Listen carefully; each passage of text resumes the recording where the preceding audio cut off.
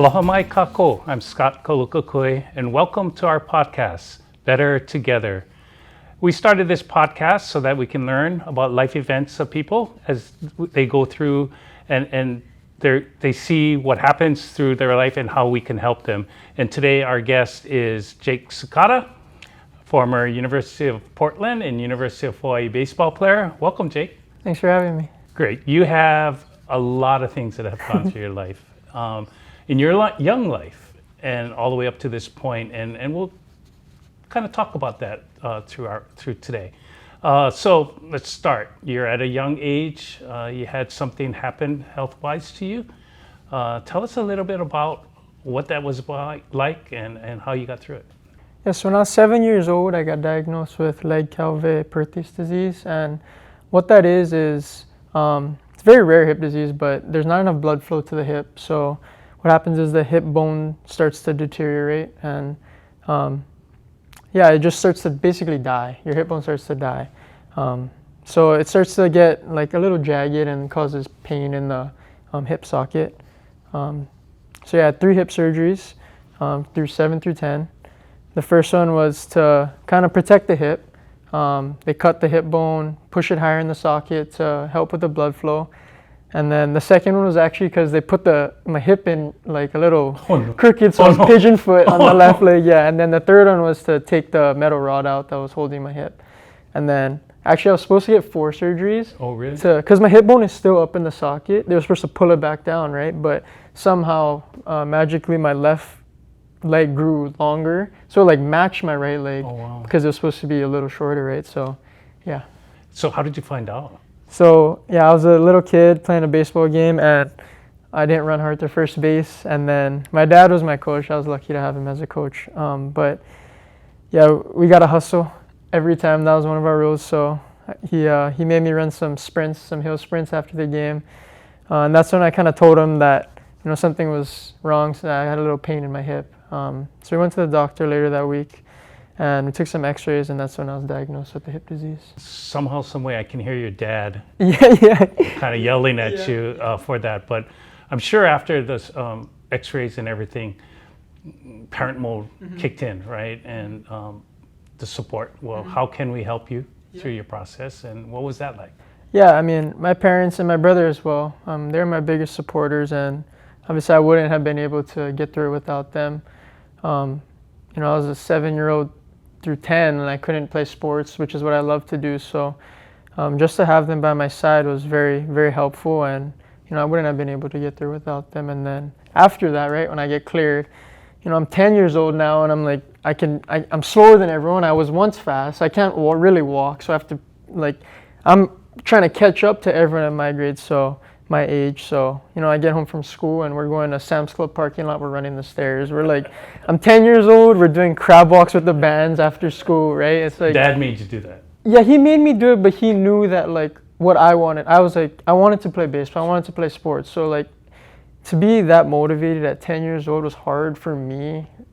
But he helped me to stay motivated. And even though some days, I'd rather just watch TV or take a nap, he kind of just guided me, and he did everything with me. So it wasn't like, you go do this. It was, let's go do this together. So that was what helped me get through it and what kind of started my motivation to want to work hard. So while you were going through the surgeries from 7 to 10, you're in a body cast, right? Yeah, so half body casts after each surgery for about 6 weeks, and then I would be in a wheelchair because I couldn't walk, right? And then so wheelchair at school, crutches after that, and Puno was really, really, really helpful in that.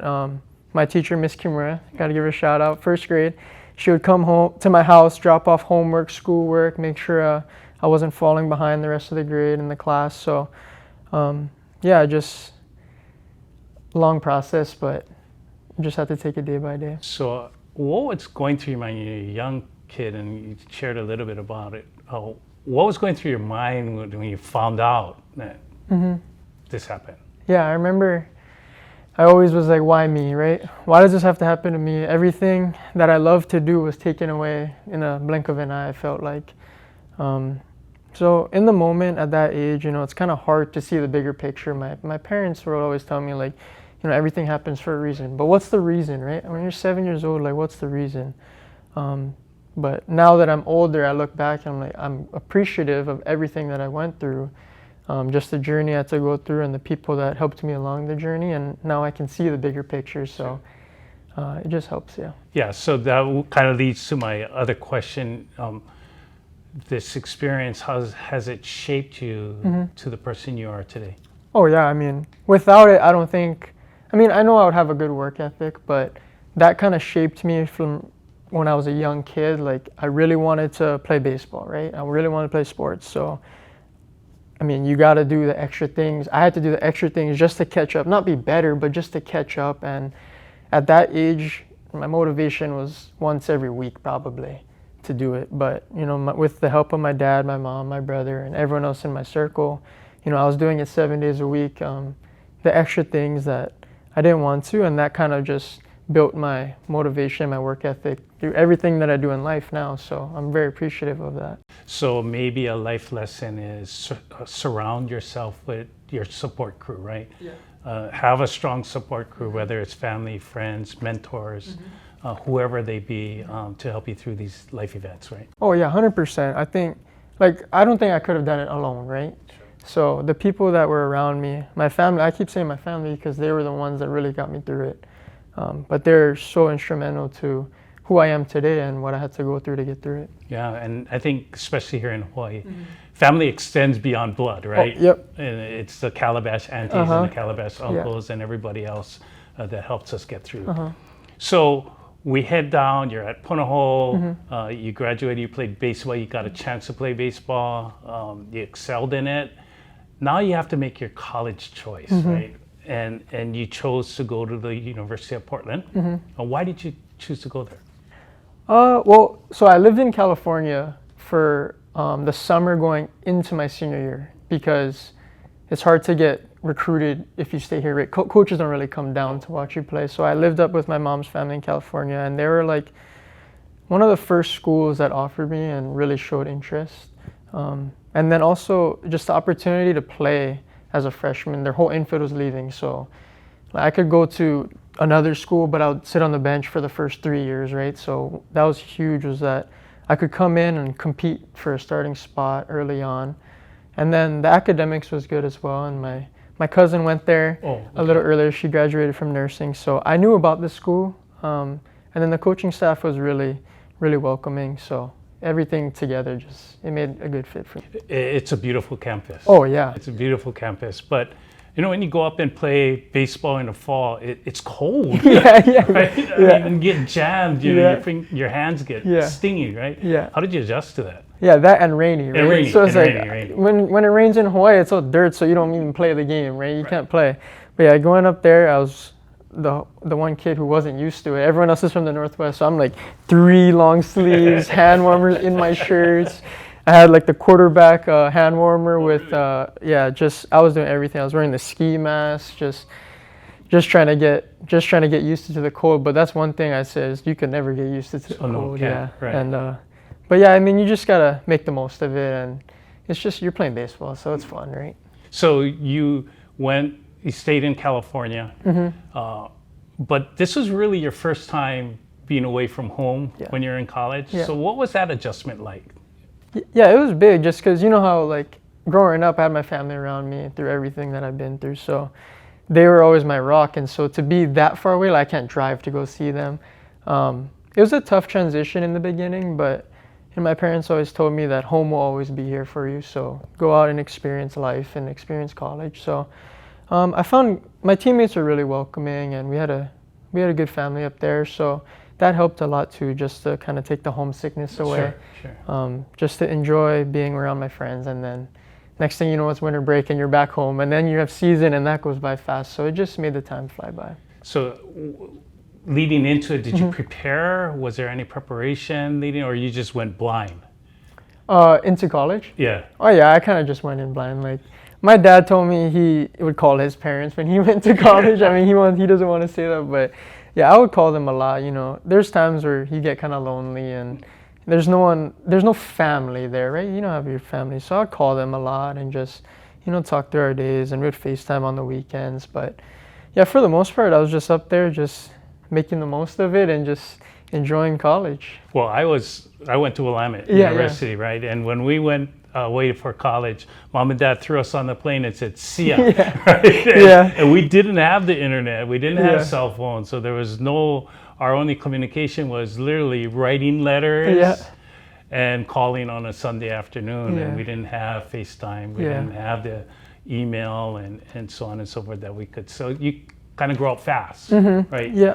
So did you have a scholarship? I know baseball is limited in the number of scholarships. That's going to change soon. But how did you manage financially when you were away at college? Yeah, so I was on academic and athletic. So because they're a private school, I was really lucky. So if I had good enough grades in high school, I could qualify for some academic money, which definitely helped. But financially, my mom always says I had the bank of mom. Exactly. I was very Like a lucky, mom yeah. and dad, right? But we would work camps, so like youth camps and stuff at the school. So we'd get paid for that. But I remember like, oh, I get $20 in my wallet. Do I go to eat tonight or do I save that for Saturday? But yeah, it's just about saving. I didn't want to like take advantage of my parents. You know, I was very lucky that they were supporting me. So I wanted to, they work hard for their money. So I just wanted to make sure that they knew I appreciated it and not just splurge on everything. At a very young age, you learned a lot about budgeting Yeah. and the value of money. And that's pretty darn good. So life lessons, you know, that you went through, what can you share with somebody who's heading off to college for the first time? Away from home, 2,500 miles, maybe even more if they go to the East Coast. Any suggestions? I think the biggest thing that stuck with me was just when my parents at home will always be here, so you can always come back, right? So it's not a permanent thing. And just, I think going to the mainland helped me to grow because I was up there by myself, really. So that's when I felt like I grew the most personally. You know, you kind of got to do things on your own. No one's telling you, do your homework now. Sure. Like, get home. Dinner's not waiting for you. You know, it's like you got to make sure that you get your things done. And I grew up in that aspect of taking care of myself and just being okay, being away and being alone. You know, that's when you grow the most, when you go through tough times, right? Absolutely. Anything surprise you? Well, the sun being down at 4 o'clock, getting out of class and it's pitch black at 4. It's like I didn't even eat dinner yet, and Right. it's pitch black. But other than that, I mean, everyone, when you go to college, like everyone's kind of in a similar boat. So you're not like the only one going through it, which helped a lot because, you know, I had roommates, so we would all hang out just because they wouldn't go home and see their family, neither would I. So that was something like I just enjoyed the time with my friends, and then they became family too. Sure. So. You were in college when COVID, right? Oh, yeah, yeah. And so how was that? Yeah, that was crazy too. So that was my freshman year. Okay. So we practiced the whole fall scrimmage. We started, I think we played 4 series my freshman year, and then we're getting ready to go down to San Diego, and we get a call from our coach saying we got to meet. So we're meeting, and then he's like, yeah, the season might get canceled. And then next thing you know, they're telling us we got to get out of the dorms by the end of the week. Wow. So we had like 3-4 days where we had to just move everything out and leave campus basically. So luckily there's some baseball houses, so I threw everything in there, and then 6-7 months I think I was home. They transitioned everything to online, but so I got to spend good time with my family, and then train at home, and that was kind of where I felt like I kind of got to separate myself a little bit from like, you go home, you work hard, or you do nothing, right? So I just made sure that I continued to work hard so that when I got back, I was ready to go. So you're armed with your degree, and you got a degree in Finance. finance. Yeah. So 4 years, job well done in 4 years. Yeah. You had that COVID year to play baseball again, and you decided to come home. What went through that process? You know, I always wanted to play at Hawaii. That was always a dream. I wasn't recruited out of high school to go there, so it wasn't an option. But I played against Coach Rich when he was at San Diego, so I knew about him. And then, funny, they always play late at night, right? In Portland, their game starts 7 here, so that's 10 in Portland. So we get home from a game, and I'll turn ESPN on, and I'll just watch their games. And I'm like, I want to do that. Like, that looks fun. So, yeah, I'm playing summer ball, and then Coach Dave Nakama was up there, so I just ran it by him. Hey, is the opportunity to come home? And he talked to Coach Rich, and they said, yeah. And then, the hardest part was just telling my Portland coaches and my teammates that, I might be leaving, I might enter the portal. So that was tough just to leave them, but, it was always a dream to play at Hawaii. So just made that transition home, and, I was happy with it. Well, was there any other options, or was just stay at Portland for your last year or come home and play? Yeah, I told my Portland coaches, I'm going to stay with you guys. I'm loyal to you guys because you gave me this opportunity as a 18-year-old kid to come up here, but the only place I'll go is Hawaii. And they understood, like, I'm going to go home, play in front of my family, and they're totally understanding of that. So, yeah, when I entered the portal, it was Hawaii or nothing. Yeah. Kudos to you. Loyalty is hard in today's day and age, right? You come home, you come to a team that already has established culture. You're the outsider coming in. It's difficult. It's kind of like coming into a business, brand new into working for a company. The culture is established, everybody within there. How did you adjust to the team and the culture?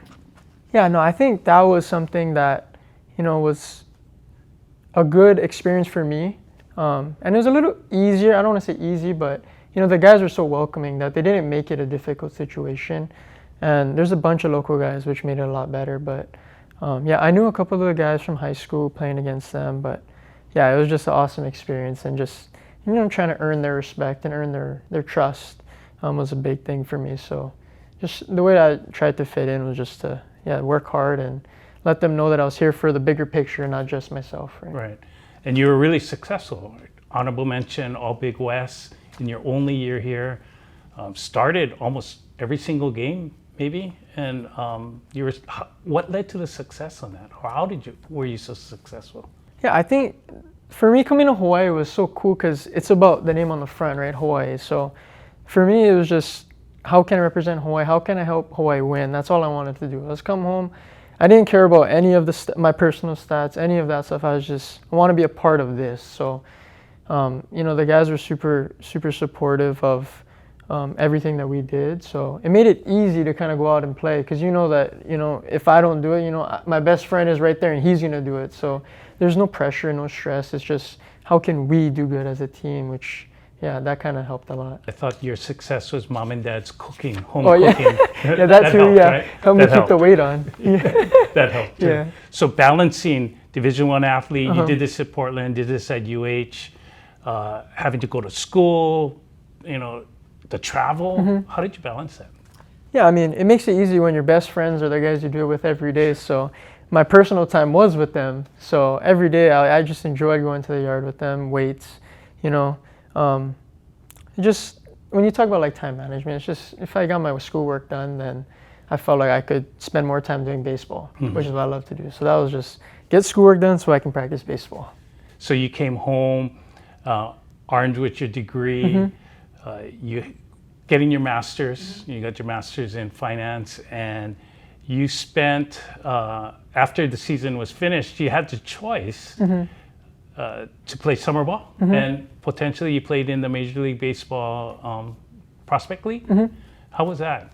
Yeah, that was a good experience. I was out in Ohio, far away from home, but everywhere you go, you meet people, and that was the biggest thing for me was I got to play with people from all over the country, even 2 kids from Korea, the Korean Baseball League. So, yeah, that was a great experience in itself. So I was happy I went. It didn't trigger the thought of playing professionally or somewhere, or moving on and continuing your baseball career? Yeah, I always thought about it, but playing at Hawaii was just so fun. Like, that was just the peak of my career that I was okay stepping away from the game just because I felt like I did everything I wanted to do, and just nothing was as fun as playing at Hawaii anymore. So to finish up your master's degree, you needed an internship.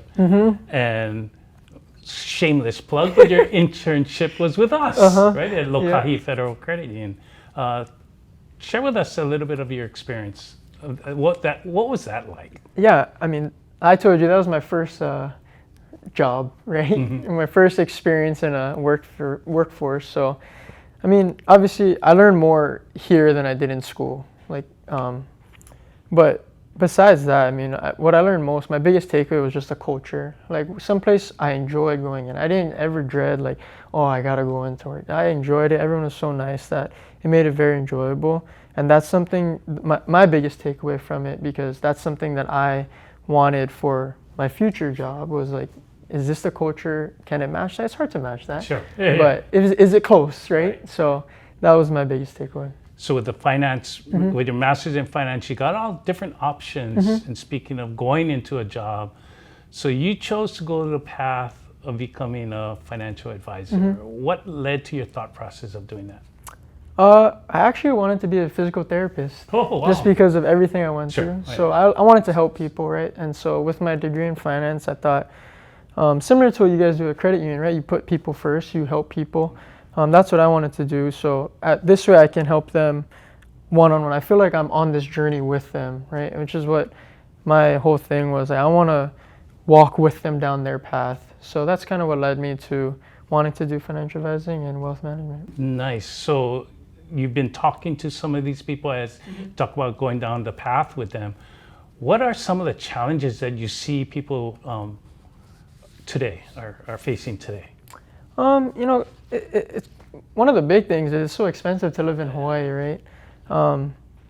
But other than that, it's like sometimes, like for me, if I needed a hitting coach, I would go to a hitting coach. If I needed a doctor, I'd go to a doctor. So for us, it's like if you need help with your finances, then you go to someone who that's their profession, right? So that's just, I don't see big like problems in general, but I just think that for us, helping people, it's what gives us our biggest reward, right? Right.